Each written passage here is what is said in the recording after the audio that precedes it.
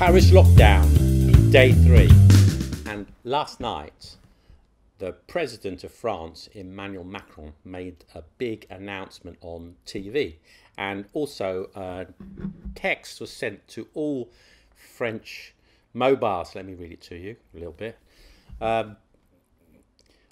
Le Président de la République a annoncé des règles strictes que vous devez impérativement respecter. Okay?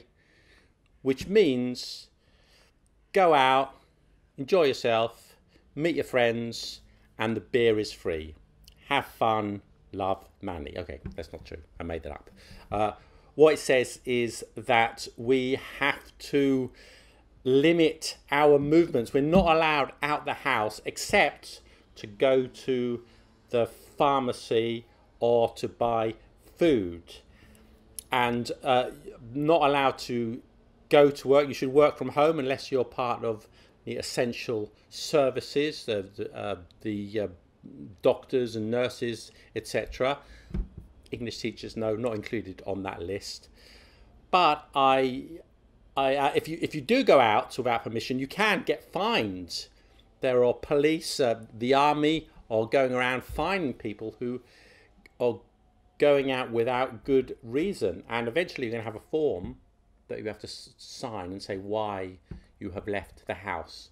Anyway, today I do have to go out. I do have to go and get some food. There is a market here on Tuesdays. I don't normally go there, but hopefully it's open. And yeah, I don't have a mask, but I'm going to head off, do that, and when I get back, I'll answer your grammar questions. Don't go away.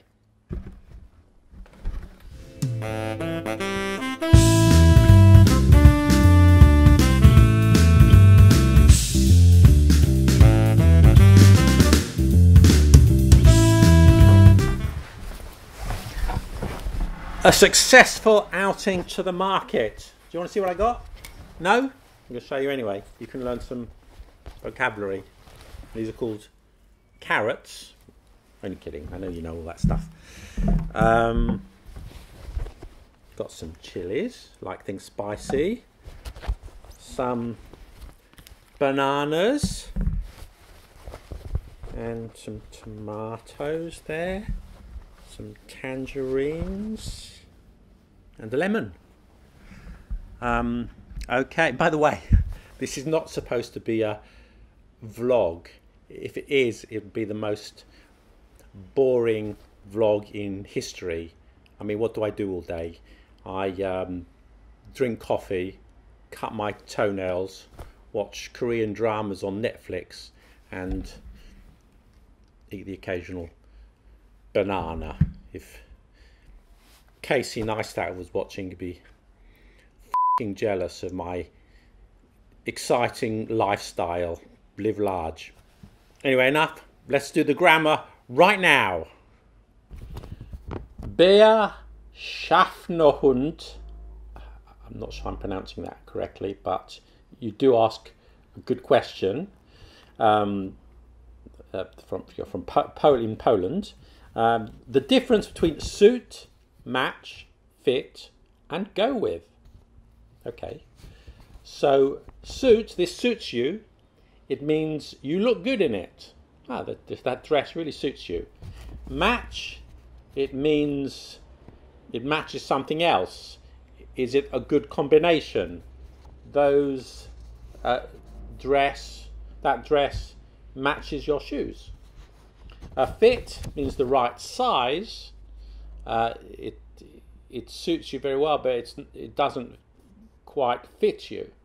And go with. I think very similar to match. You're saying when two things coordinate well.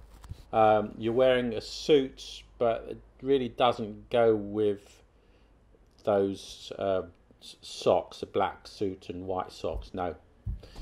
Artur Costa Steiner asked about the verb to pull up.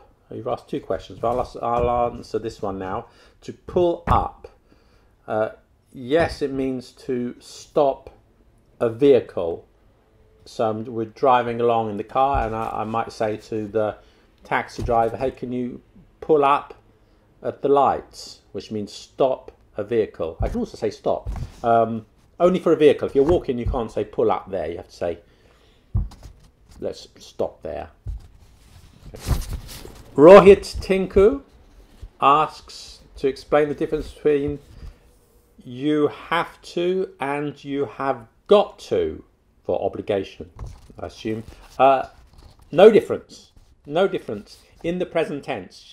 The thing is, have got to you can only use in the present tense. It's probably the most common way of talking about obligation in the present tense. I've got to go.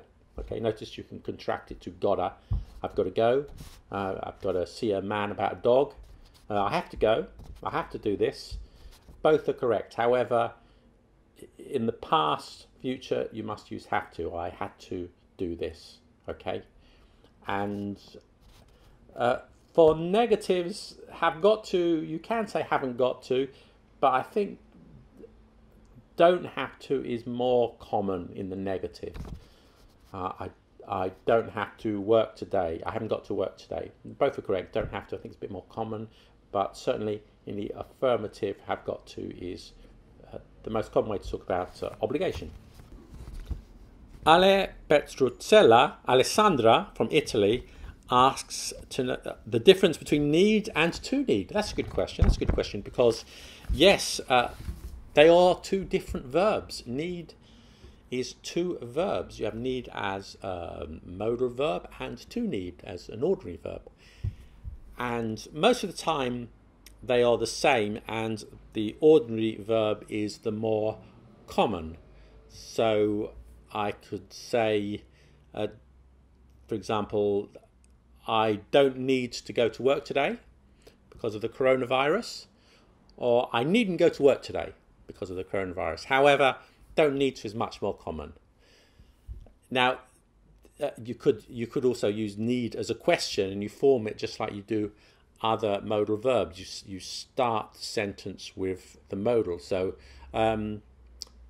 need you look at me like that? Strange though, it's not very common. You're much more likely to say, do you need to look at me like that? However, there is one case where need as a modal is still used and it has a different meaning to need, and that's in the past tense, where you have needn't have plus past participle and don't and didn't need to, and they have different meanings. Let me give you an example. Hey, did you go to work today? No, I didn't need to go to work today because of the coronavirus. It's closed. Okay, so in that case, I didn't do something because it was unnecessary. I didn't do something because it was unnecessary. And, oh man, I went to work, but I needn't have gone to work because it's closed. The whole place is closed. I didn't know that. I needn't have gone to work, which means I did do something that later on I found out was unnecessary. Okay, I'll give you one more example. I've got my bananas here. Hey, I got some bananas. Oh no, you needn't have got bananas. We've already got 20 kilos of bananas. Oh, we're stocking up. Oh, okay. Sorry. Or, did you get any bananas? No, I didn't need to get bananas because we already got a lot already. Oh yeah, just look in the pantry. Louisa S is asking the difference between because and since. Okay, so you use because to talk about the reason why you do something. The reason why you do something. I eat bananas because I like them and because they are good for you. You use since. You can also use as to talk about the result. The result of something. It's also a more formal verb, and you could start the phrase with it. So for example, as we can't meet in person, or since we can't meet in person, we'll do the meeting over Skype.